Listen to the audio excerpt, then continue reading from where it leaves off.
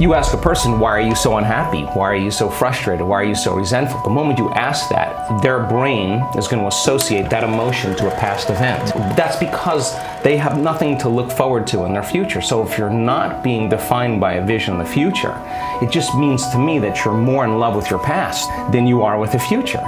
So how do you teach people to believe in a future that they can't see or experience with their senses yet, but they've thought about enough times in their mind that their brain is literally changed to look like the event has already occurred? Yeah, we do this naturally as young children in our front driveway, and we're bouncing the ball or we're playing on a sport in the park, and it's like, okay, well, and kids do this, they say, okay, well, who are you gonna be? And I'm gonna be Wayne Gretzky, or I'm gonna be Michael Jordan, or like whatever the sport is, or I'll be Lionel Messi and you be Cristiano Ronaldo. And it's because we go to that place in our head of what could I do if I wasn't whatever you perceive yourself as right now. Because we all have this sometimes destructive narrative on what we think that we can and cannot do.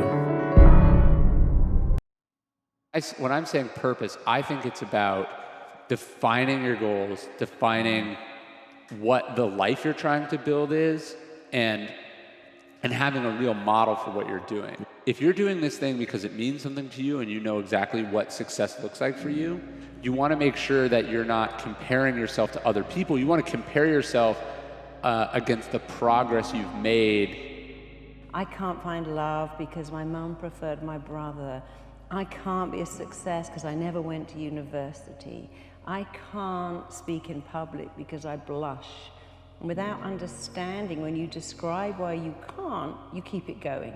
If you keep talking about the symptom, your mind keeps it alive, because whatever you focus on, you get more of.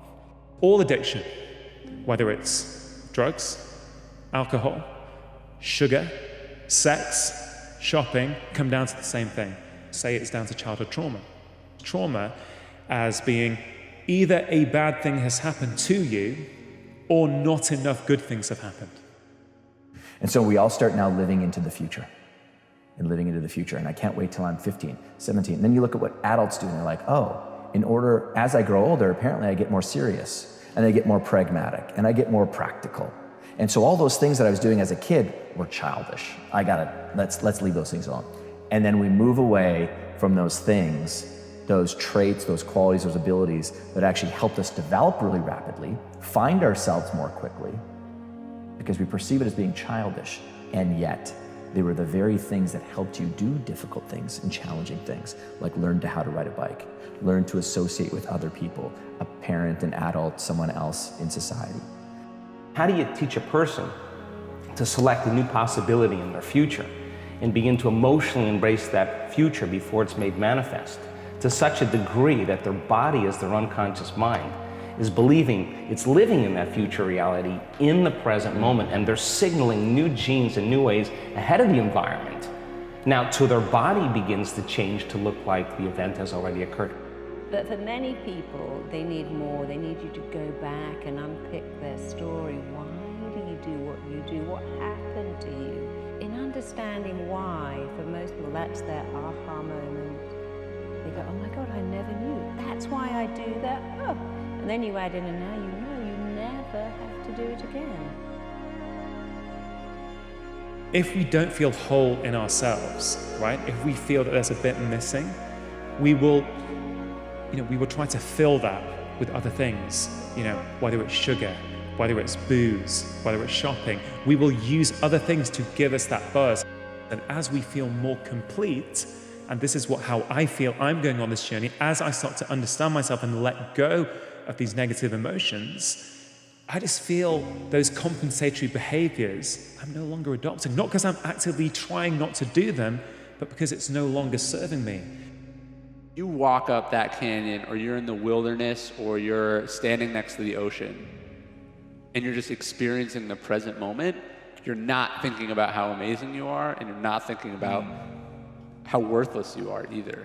I think asking yourself questions, like I'm asking yourself tough questions, like, who am I? What kind of person do I want to be? Is this the right thing to do? Pausing for a second instead of just reacting emotionally all the time is a way to kind of get out of that self-absorbed cycle. It's that you have equipped yourself with mental tools skills that are going to help you walk that with a heck of a lot more courage, grit, perseverance, and a playful mind. Because the playful mind is that golden key that finally unlocks the door into zone and flow state. I've just seen it thousands of times. Because people think the zone and the flow state, that amazing place where you're just so engrossed in the moment, is this mythical point that you maybe get to 1 or 2 times in a season or in a year or in a week if you're a writer or creator or executive or something like that. No, it's a biological process and it's a mental process that when you start toppling the dominoes, the likelihood of it coming to you just increases exponentially. This intelligence that lives within you and I that's governing everything material in this world, it's a self-organizing intelligence. You have access to it, so you better get present with it as well as you can get present with anything else. And just because you can't see it doesn't mean it doesn't exist. That realm you can't experience with your senses. You can only experience with your awareness. If I make it, I might get rejected. If I find love, they might leave. If I make all that money, people won't like me anymore. So you've got to smash out of the ballpark the fear of rejection. Always aware that somebody's going to go, I hate your book. I don't like it. I'm like, oh, that's okay. They can't reject me. They might reject my book. Most people happen to love them. But to get anywhere in life, you have to get over the fear of rejection. Even these small steps that people take they're starting to show themselves a bit of self-respect. They're starting to help themselves feel complete. Oh, I can do this. I didn't think that I was good enough to strength train. I didn't think I was the kind of person who could work out. Well, hold on a minute. Now you've been doing it every day for 6 months. I've got more energy. I can see the tone of my body improve. This feels great. What else can I achieve? Small things, when done consistently, lead to bigger and bigger things. People have to take their attention off their bodies and go from a somebody to a nobody. Take their attention off the people in their life and go from that they identify with and go from a someone to a no one. Take their attention off the things in their life, their cell phone, their computer, their car, and go from something to nothing. Take their attention off where they sleep, where they work, where they're sitting, and go from somewhere to nowhere. Take their attention off the predictable future and the familiar past and time and go from some time to no time. Trying to actually be grateful for what you have, things that you would have killed like a year earlier to have. As soon as you have them, all of a sudden you think about how they could be better.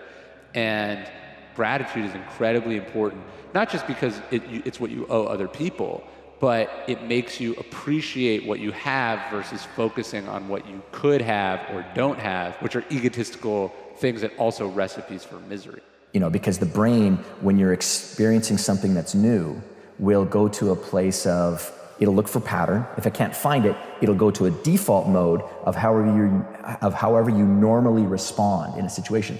So if you're a shy, nervous person, you're going to show up now shy and nervous. Someone that you've always wanted to connect with, but you don't go up and introduce yourself, or you're in the boardroom and there's an opportunity for you to say something with a great idea, but then you don't because you're concerned about what everyone else is going to think of you. So you had the capability, but it didn't get out. Has changed. Abundance means abundance to me has changed. Abundance means I have more than I need. Like way more than I need. So if I have way more than I need, and I know how to create it, so now take it. I'll create more of it. So now you're no longer holding on in scarcity.